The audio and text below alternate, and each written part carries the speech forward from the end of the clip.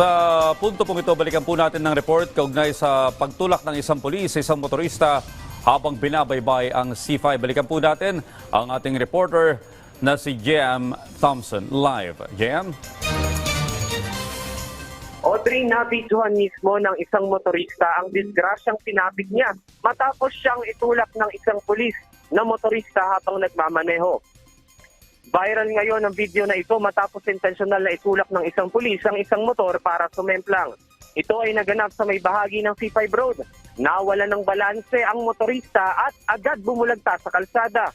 Ayon sa biktima, nagalit umano ang pulis dahil naunahan ito sa daan. Dahil dito, agad na umaksyon ng Land Transportation Office o LTO. Naglabas sila ng show cause order para pagpaliwanagin ng driver na nanulak para sa kanyang mga violation.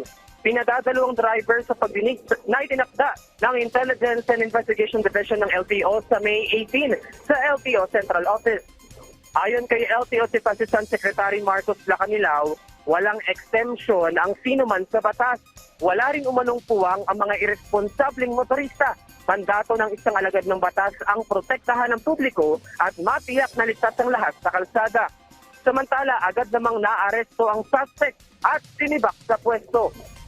Audrey, muli na mga nagpaalala ang LTO sa publiko na maging mahinahon at responsable sa pagmamaneho at huwag pairali ng init ng ulo.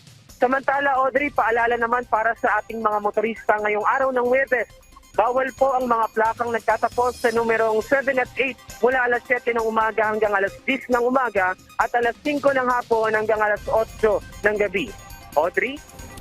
Maraming salamat, JM Thompson.